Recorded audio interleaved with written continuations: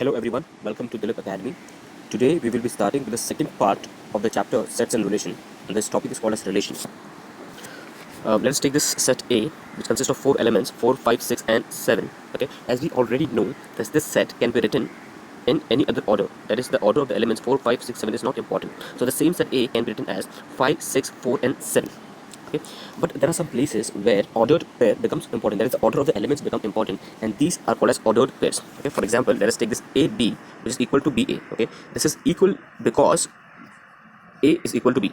Only if A equals to B, I can say that AB is equal to BA. Let us take another example. If this AB is equal to CD, I can say that this A is equal to C and this B equals to D. Okay, based on this simple concept, let us solve some sums from the exercise. So I'm taking exercise 1.2, sum number 1, which has this, which has given this, that x minus 1 comma y plus 4 equals to 1 and 2. If this is the case, you can say that this x minus 1 equals to 1 and y plus 4 equals to 2. So I have written that x minus 1 equals to 1 and y plus 4 equals to 2. Okay, so here if I solve this, x minus 1 equals to 1 goes that side and becomes 1 plus 1 2, and 4 goes that side becomes 2 minus 4, which is equals to minus 2, y equals to minus 4. This is our final answer for this sum. Okay, next example, where x plus 1 upon 3, okay, equals to 1 upon 3 and y upon 3 minus 1 equals to 3 upon 2. Okay, here we can say that this is equal to the first term of the left hand side is equal to the first term of the right hand side, and the second term of the left hand side is equal to the second term of the right hand side. Okay, now if you solve this, so x 1 upon 3 goes that side, becomes subtraction, becomes 0, and here 1 goes that side, becomes 3 plus 2 plus 1, which is 5 plus 2. Now if I take 3 that side, becomes multiplication. So the answer for this one becomes y equals to 15 by 2. All right. Coming to the next topic called as Cartesian product. Okay, Cartesian product, also called as cross product. Okay, here what we do is, if there are two sets, A, which is given as 1, 2 and 3, and B, which is A and B, if I have to take a Cartesian product of A and B, that is A cross B, if I have to take the Cartesian product, okay, the Cartesian product will be, I have to multiply here every element of A with every element of B. Okay, and since it is A into B, in the ordered pairs, which is here in the Cartesian product, A will always be first. You can see that 1, 1, 2, 2, these are the elements of A. Okay, so in A into B, A will always be first. Okay, now let us start.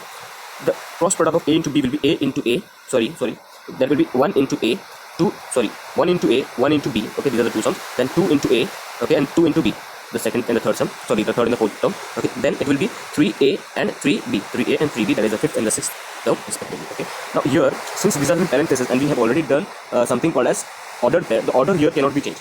Okay, so 1A cannot be written as A1, okay, but since it is a set, you can shuffle this one, like this whole term you can write here and this whole term you can write here, but it cannot change the internal, that is 1 comma B cannot be written as B comma A. Like, be careful in this. Okay, similarly, if I have to write B into A, okay, B into A means B cross A, this is how it is read. Okay, here the elements of B will come first. Okay, so how we will do this, let us see. B into A will be A1, okay, A2 and A3. So A1, A2, A3. Next is B1, B2, B3. Okay, so B into A means we'll take the first element of B and multiply it with every element of A. Okay, and then when it is over, we'll take the second element and multiply with every element. Similarly, third element, fourth element, and whatever elements are there. Okay.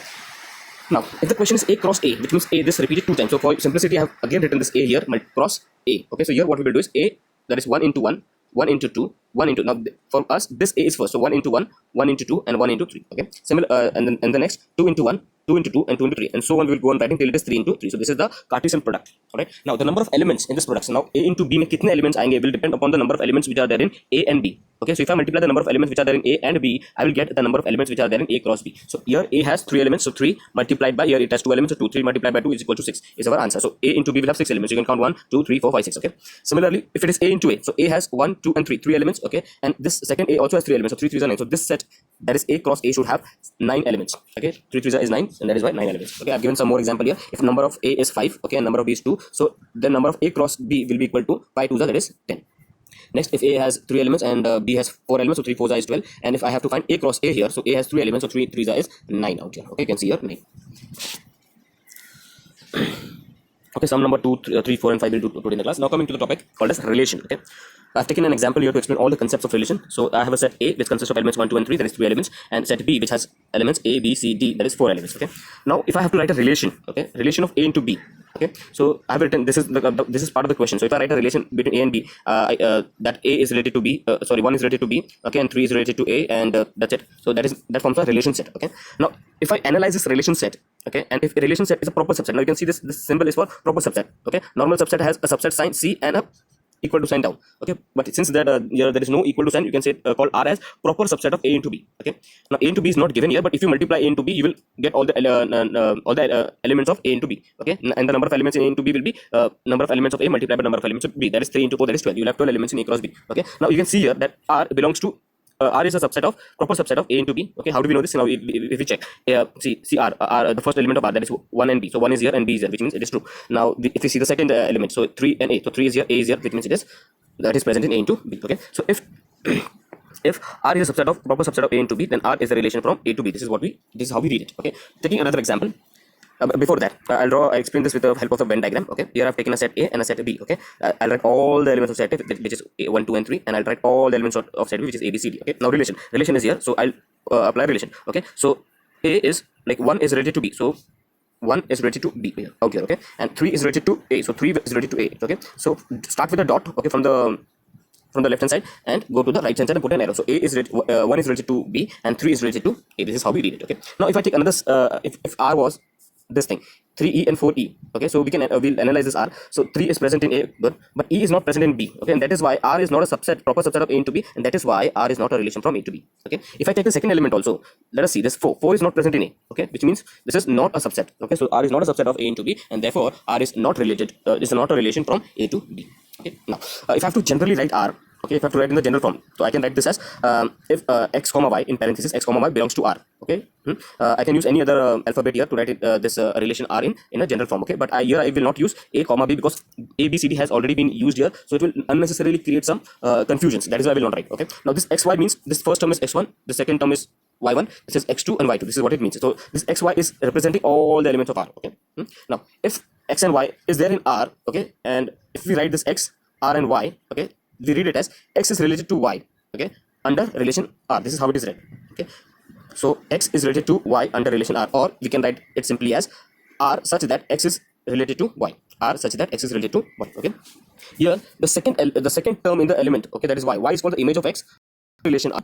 Okay, and x is called pre-image of y under relation R. Okay, so the second term is called as image and the first term is called as pre-image. Okay, remember this these important words, it will help us understand better. So y is called the image of x and under R, and x is called the pre-image. So the second term is called as image, the first term is called as pre-image. Okay, now coming to the to some concepts related to relations, that is domain, codomain, and range. Okay, these are three terms. Now what is domain? If I observe R, okay, the first element, if I make a set, okay, if I observe R and make a new set, okay, consisting of the first elements, okay, in the ordered pairs of R, then that is called as domain. Okay, here the first elements are 1 and 3. Okay, so if I make a set of that will be 1 and 3, so that is called as domain of R. So set of first elements of R is called as domain of R. Okay, next is codomain. Okay, if R is a relation from A to B, then the second set, that is B, is called as domain. B is called as codomain. Now look here, R is a relation, okay, of A into B, correct? Okay, so if R is a relation of A into B, the second set, that is B, is called as codomain. Very simple. So we will write all the elements of B. So B here is A B C D. You can check here A B C D. So I have written here A B C D. So this is your answer for codomain. Now coming to range R. Okay, now it is very similar to domain. So domain was equal to set of first component of R.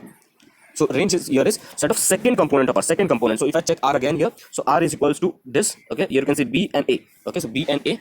So B and A is called as the range. Okay, revising again, domain means range ka first elements, a set of first elements of A. Okay, second thing that we did is codomain. Codomain is if relation R is equal to A into B, then this set B is called as codomain. Okay, coming to range. Okay, if this range of R. So if R is this, so second component, okay, the second elements, the second part, okay, that is B and A are nothing but range.